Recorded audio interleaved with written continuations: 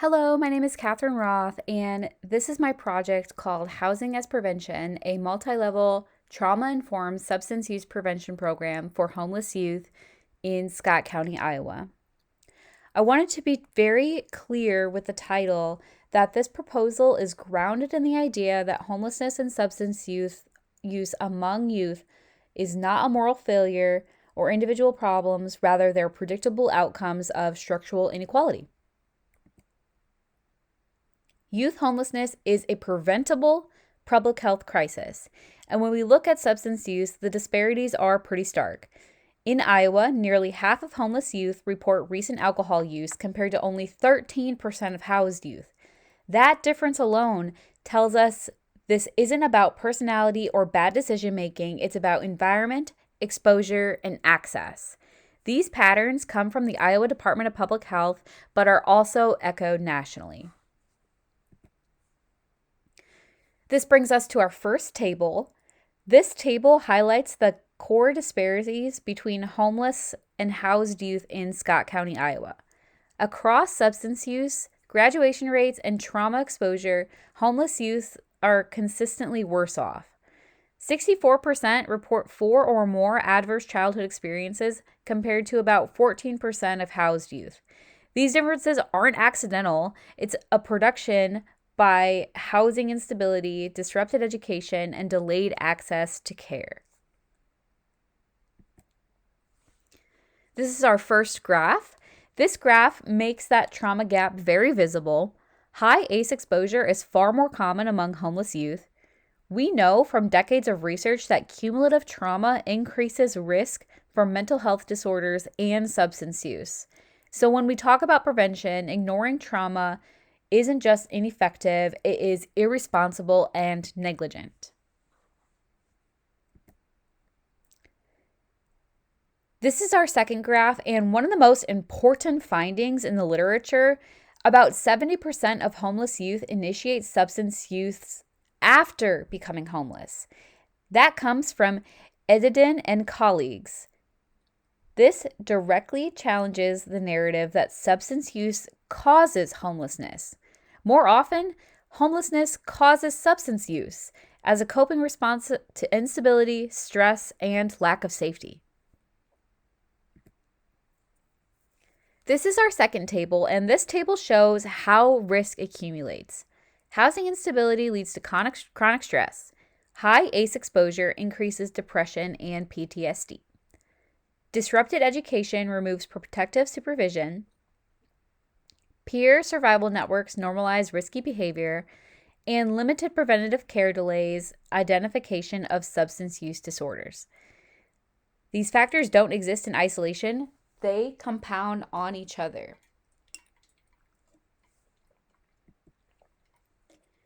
When we compare housed and homeless youth, the difference is structural. Housed youth benefit from consistent housing, school-based monitoring, and early intervention. Homeless youth experience chronic stress, crisis-driven healthcare, and peer-reinforced survival strategies. These structural differences delay prevention and increase substance use risk. As a result, trauma-informed, housing-centered, multi-level interventions are required to appropriately address this problem. The evidence base shows several clear gaps. Youth-specific, trauma-informed substance use programming is limited within housing services. Housing and behavioral health systems are fragmented. Peer and mentorship models are integrated and underutilized, and prevention is often missing entirely for youth at risk of chronic homelessness. This proposal is designed to specifically address those gaps. Our third table maps each identified gap to an evidence-based intervention across the SEM model. Motivational interviewing addresses over-reliance in crisis responses. Peer mentorship reshapes social norms. Integrated housing and behavioral health coordination improves continuity of care. Community outreach reduces geographic exclusion, and youth-specific housing first shifts the system towards prevention.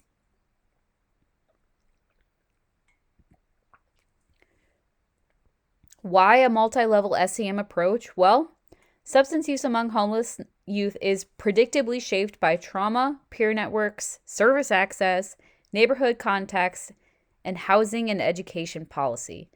That's why a single level intervention will always fail. You cannot individually counsel your way out of a structural problem. Beginning at the individual level, my intervention uses trauma-informed motivational interviewing embedded directly into youth services at Humility Homes. The reason why motivational interviewing matters here is that homeless youth are often labeled as non-compliant or resistant, when in reality, they've just learned that the systems don't keep them safe. Motivational interviewing, as shown by Santa Maria and colleagues reference, improve engagement and reduces substance use by prioritizing autonomy, collaboration, and respect. This is especially important for youth who have experienced repeated trauma and system involvement.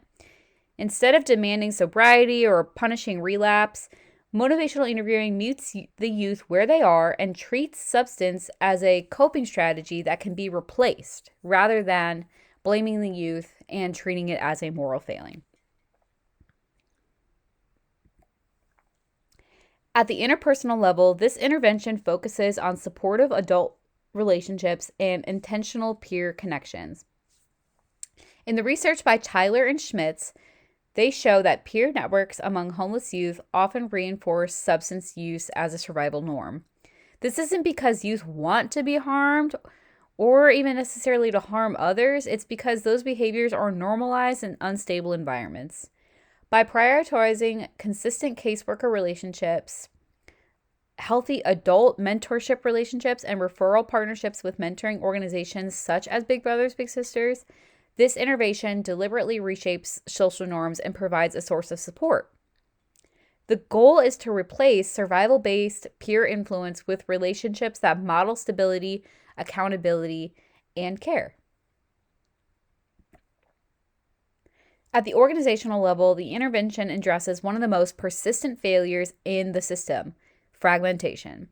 Substance use treatment and housing services are often siloed, which forces youth to navigate multiple systems while in crisis. It's inefficient. Evidence from Housing First models, including Gates and colleagues' research, shows that integrated housing with voluntary behavioral health services improves continuity of care and reduces dropout. At Humility Homes, this looks like streamlined referrals, reduced documentation barriers, and trauma-informed staff training. This level is about making the system work with the youth instead of exhausting and further traumatizing them. At the community level, this is where the focus shifts to environment. Many homeless youth in Scott County are concentrated in areas with limited transportation, high policing, and few youth-specific resources. Community-based outreach and drop-in programming addresses these geographic and environmental barriers directly. Rather than expecting youth to navigate systems that were never designed for them, this intervention brings services closer to where the youth already are. This approach acknowledges that access isn't only about availability, it's about proximity, safety, and trust.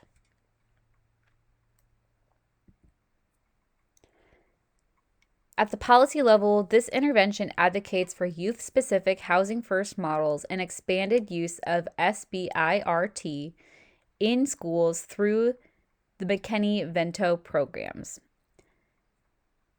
The evidence is clear that stable housing improves engagement in education, mental health, and substance use treatment.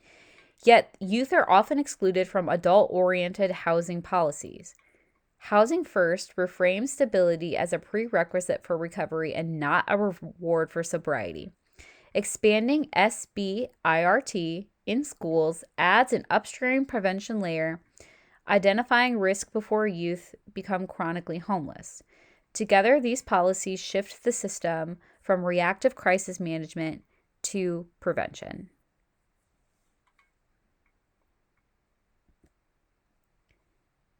Humility Homes and Services was contacted regarding the project and invited to review the completed materials for academic and informational purposes.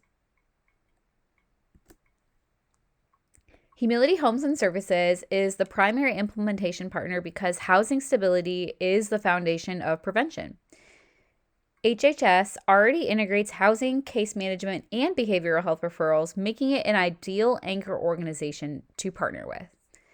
Outcomes can be monitored using existing case management data, which will help support feasibility and sustainability. Our fourth table summarizes the interventions across all SEM models, showing who implements each component and what outcomes are expected. Essentially, this shows that this framework is designed to be collaborative and coordinated.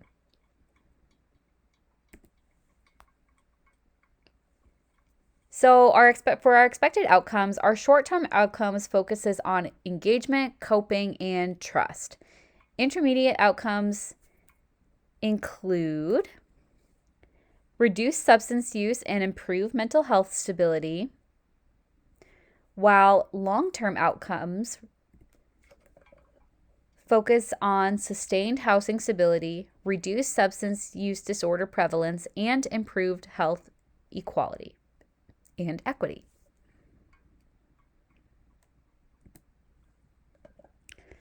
So this proposal builds on existing infrastructure, uses evidence-based low-cost interventions, minimizes service duplication, as well as integrates evaluation into currently existing systems.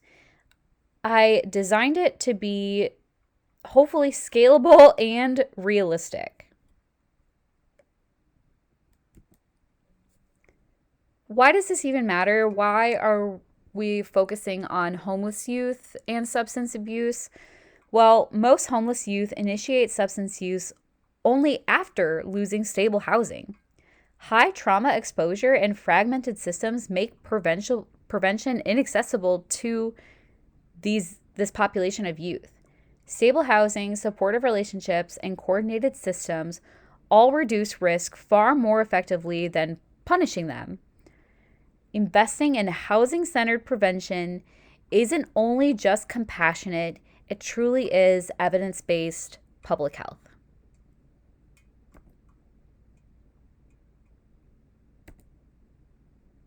Thank you.